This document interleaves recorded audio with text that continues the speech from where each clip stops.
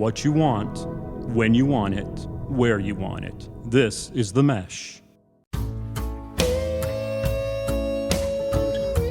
The people have spoken, but which is the best Carolina for barbecue, north or south? And regardless of where your allegiance is aligned, it's clear the barbecue community in the Carolinas and beyond are pitching in to help recovery after Hurricane Helene.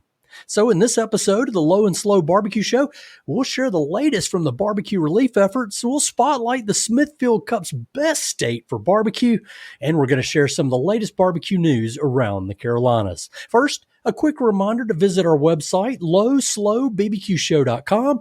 That's where you can sign up for our barbecue newsletter, The Lowdown. Click the subscribe link there at the website, share your email address, and we'll put the latest barbecue news, recipes, blogs, and podcasts right in your email inbox on Tuesdays. While you're at lowslowbbqshow.com, be sure to poke around and listen to the other podcasts for interviews with some of the Carolina's best pitmasters, including most of the guys who competed in the first ever Smithfield Cup. That happened Sunday, October the 13th in Elizabethton at Cape Fear Distillery.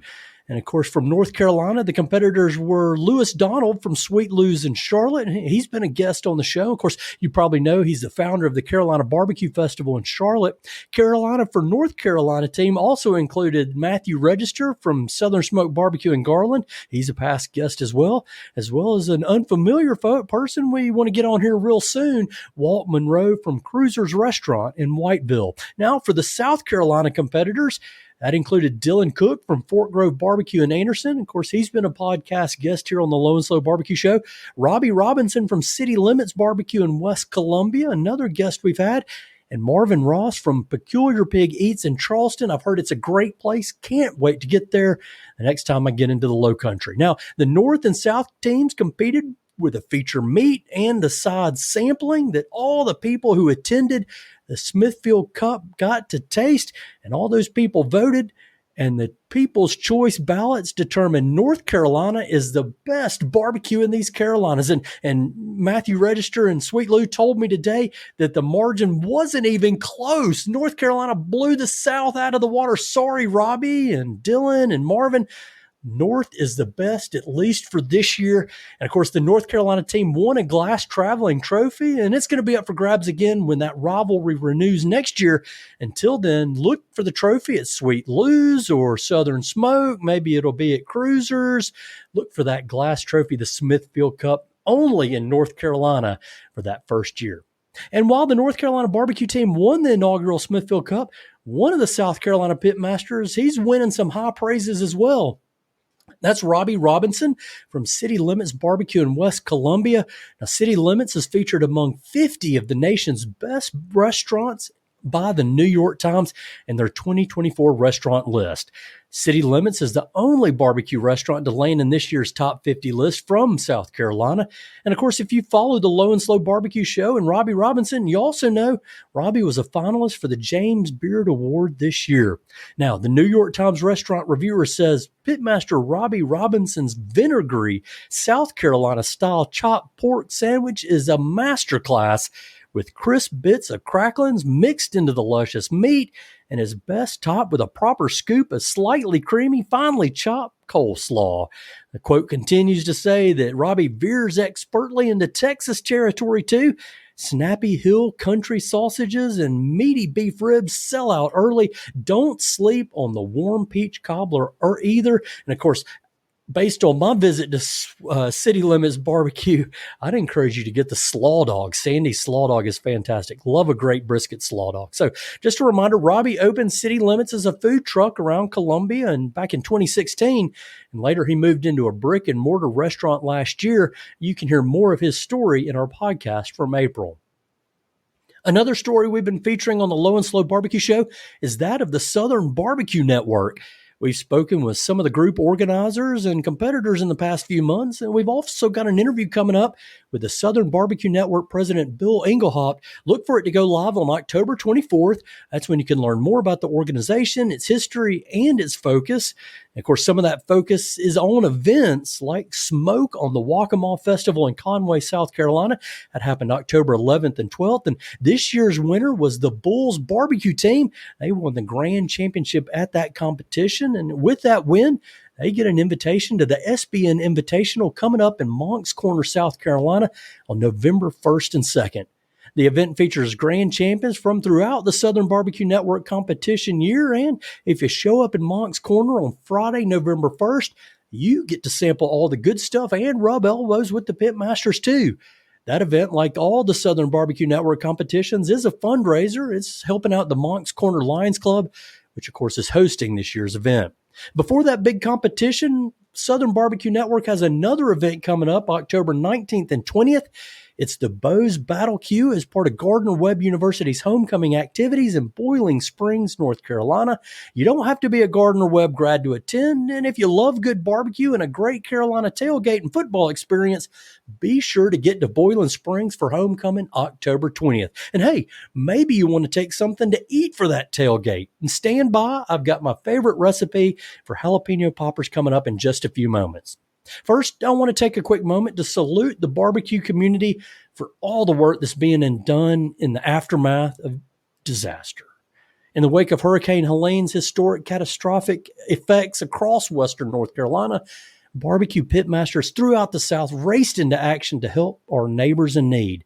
Leading the charge, Operation Barbecue Relief, World Central Kitchen, Ben's Backdraft Barbecue, Amanda Riggin and Hungry Heroes, plenty more. They've all dedicated tireless efforts toward providing critical support to our neighbors around western North Carolina. And again, they aren't alone.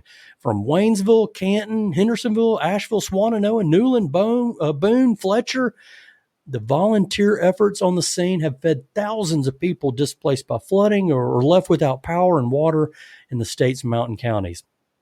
As of this recording, Operation Barbecue Relief has provided more than 650,000 meals in communities affected by Hurricane Helene and Hurricane Milton. Of course, that's in North and South Carolina, Georgia, Florida as well. In North Carolina alone, on October 16th, Operation Barbecue Relief is supporting 15 different meal service sites in places like Swannanoa, Burnsville, Marion, Marshall, Asheville, all those places near some of the hardest hit communities in North Carolina.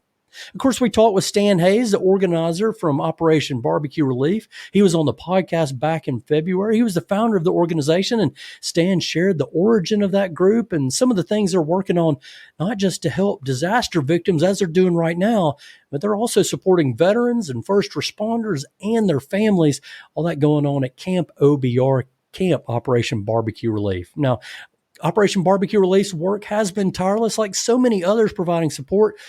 That's why I want to invite you to donate or volunteer to Operation Barbecue Relief. Just visit obr.org, click volunteer or donate, and you can help with the cause.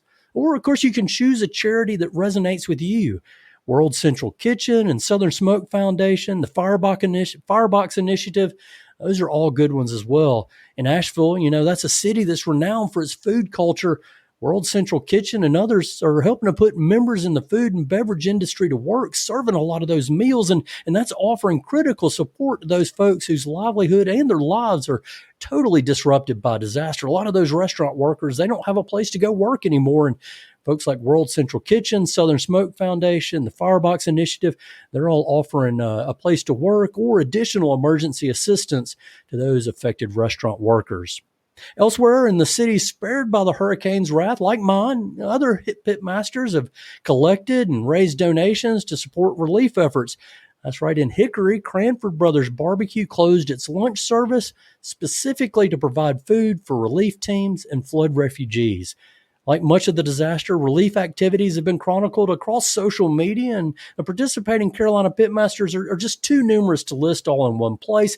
Just a few of the folks that are helping relief with supply drives and financial contributions on the site at their restaurant or by supporting Operation Barbecue Relief and some of those organizations. Folks like Sweet Lou's, we mentioned, in Barbecue in Charlotte, Lawrence Barbecue in Durham, Black Powder Smokehouse in Jamestown, John G's in Peachland, Regina's West Side in Asheville, Pig and Grits Barbecue in Burnsville, Smoked Pickle Barbecue in Knoxville, Union Barbecue in Charlotte, Southern Smoked Barbecue in Garland. I could go on and on and on.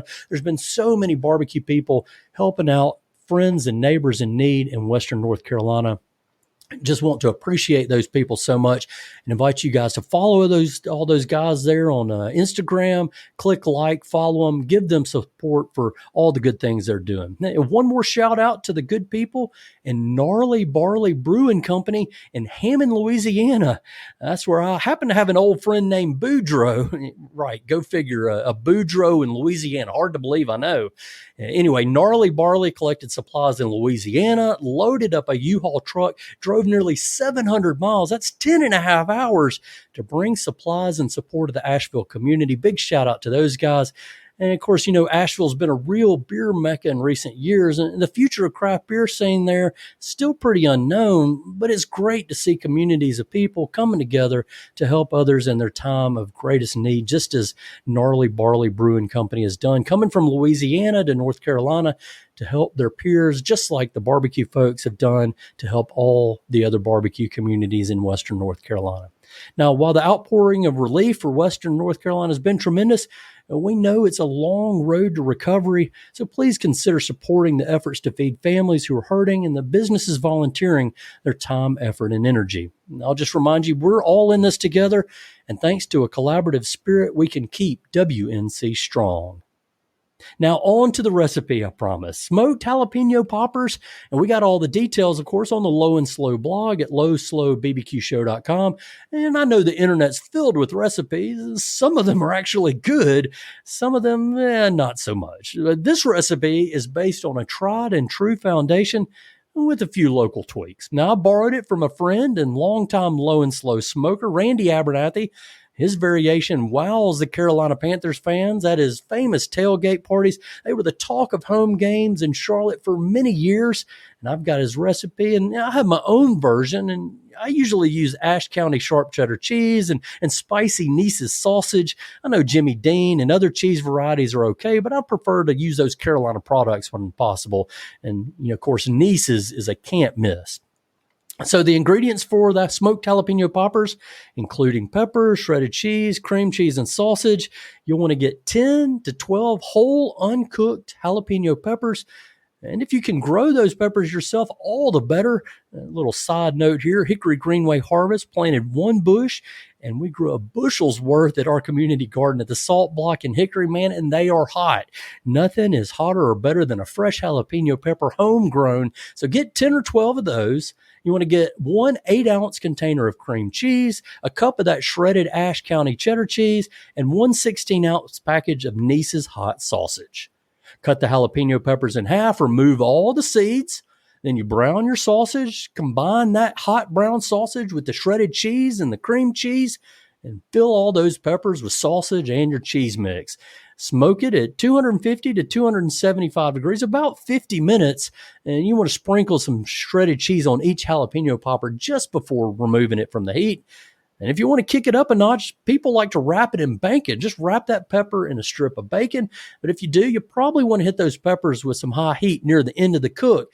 That'll add a little bit of crisp to that bacon. With or without bacon, these smoked jalapeno poppers are a great addition to any tailgate party or potluck get-together.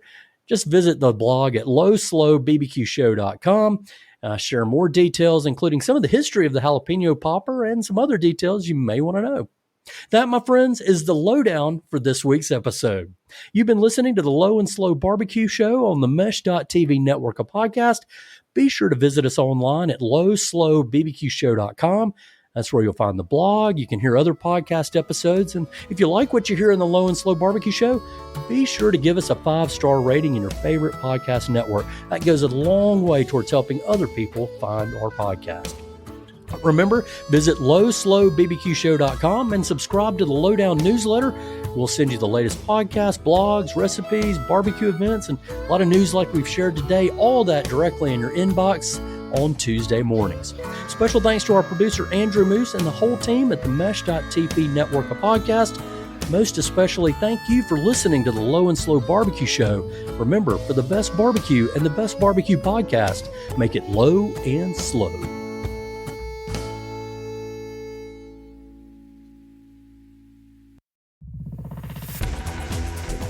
You've been listening to The Mesh, an online media network of shows and programs ranging from business to arts, sports to entertainment, music to community.